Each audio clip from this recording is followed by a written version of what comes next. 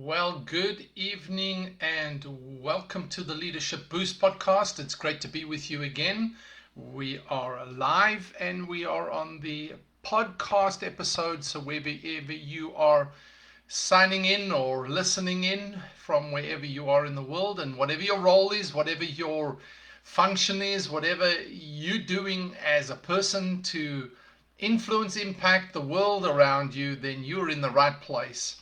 Every day something to help you shift forward, except the days that I can't. So otherwise, every evening I'm on here broadcasting from Philadelphia with your host Sean Smith. And yes, I do have an accent. I am not by birth an American. Thankfully I'm here now, but by birth from South Africa. So this is a South African accent. If you did not know before, you do now. So here we are, and we are talking tonight about the limits in your life. The limits in your life. We started talking on Tuesday. We started talking about limiting beliefs and how they can actually shipwreck your future. Now, tonight I thought about this title: the limits in your life have been created by you and for you, or for you and by you. Your limiting beliefs, let's deep dive that a little bit, okay? So your limiting beliefs is the powerful whisper in your mind that you hear. It's the voice that you hear within, not the voice on the outside. It's the voice that whispers to you. It whispers to you in that self-conscious, just below the surface kind of voice that you don't particularly recognize as such, but it's a little bit of self-talk there. It's a belief that's talking to you.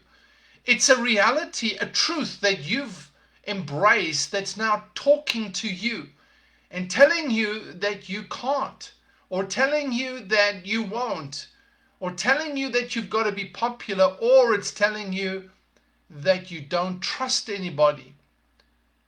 So it says many things, this powerful whisper. It gets intertwined with our emotions and our will and our actions, therefore, and our choices and decisions.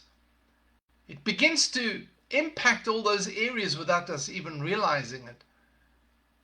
So a big limiting belief, maybe you saying, I don't trust, or I can't trust, or I won't trust anyone. I've heard that often. The only thing limiting you is the belief that the limit exists. That's the only thing limiting you, is that belief that the limit exists. Now, when you say, I don't trust anyone, is it limiting? Yes, it does. It limits you. So if you accept the limiting belief, then it will become a truth for you. It becomes a reality. It becomes your reality. It's not necessarily the reality, but it becomes your reality. This is my station in life. I'll never rise above it, or whatever limiting belief you have. But specifically tonight, as leaders, oftentimes this is a big one, is I can't trust anyone. Going through life with a limiting belief is like keeping your foot on the brake while trying to accelerate. There's something holding you back all the time. So you got a lot of smoke and a lot of noise, but not going anywhere, not being able to accelerate. You want to, but you got your foot on the brake. What if you could let go of the thoughts, ideas, and limiting beliefs that have been holding you back from your full potential? What would happen? What if you could? What if you did? What would be possible? How many others could you impact? What could you achieve in your leadership, in your career, in your business?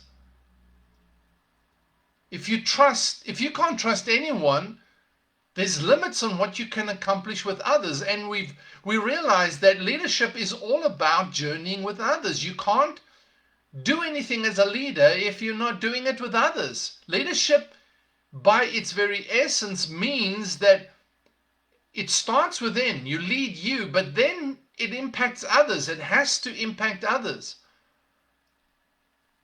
If you don't trust anyone, you can't delegate to anyone. You will never efficiently and effectively delegate. You cannot interrelate. You cannot tolerate. You cannot relate. So you cannot engage others for successful mobilization. You cannot be real with others. You cannot get people to be part of a purpose and a strategy. Many times I've seen leaders shipwreck themselves as they try and move forward because of this limiting belief. Well, because you cannot be real with others, and you definitely will never be transparent. And I would venture to say, well, being real, you'll never be authentic. These are all foundations for interpersonal relationships. You've got to have them to build good relationships. And as you know, we talk about this often on this podcast. Relationships is the currency of leaders. It's the currency of leaders. So what do you do to reshape this one? You reframe it with something like, not, I'm going to start trusting. That is a hard one to just try. You've got to displace the mistrust with trust.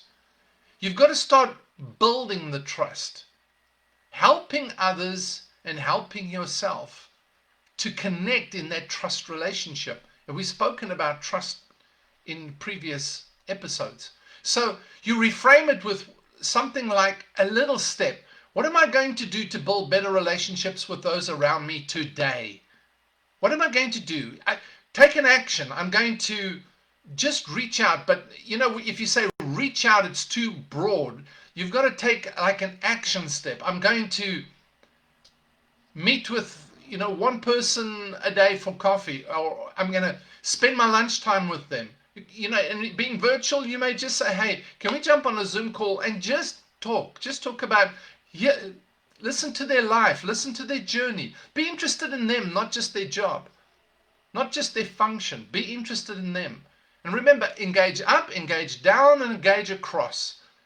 So find people in your relationships that you can do something to build a better relationship today. It may be starting to smile at them. It may be just being courteous, acknowledging them, accepting them. It could be a number of little things that you could do right now that begins to build a better relationship and therefore builds better trust. You could say, how can I show more transparency today? Share a story about you. Just reveal a little bit about yourself. Don't try and oppose the limiting belief. Create a new belief. Create a belief that will displace in time this limiting belief. It doesn't just go away. A belief has to be renewed. It has to be displaced. It has to be shifted until a new belief takes its place.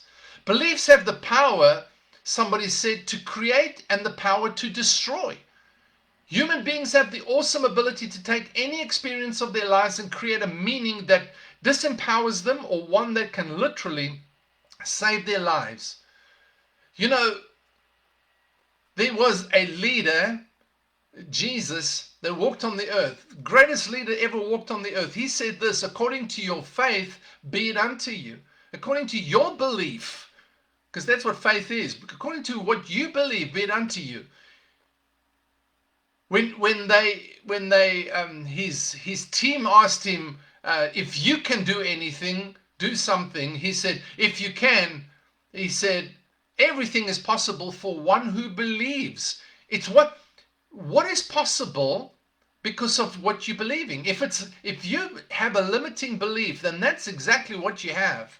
But if you change that belief and displace it with something else, what do you believe is possible? Do you believe it's possible to build great relationships with your team and with those around you? Is it possible?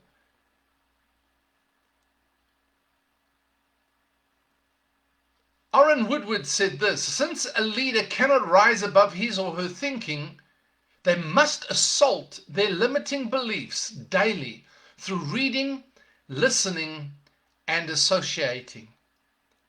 Displace the limiting belief by replacing it with something that is positive, that is focused, and that helps you begin to build so that you can move into what is possible for you rather than what is holding you back from being the best you can be, the best impact, the best transformation, and the best leader that you can be.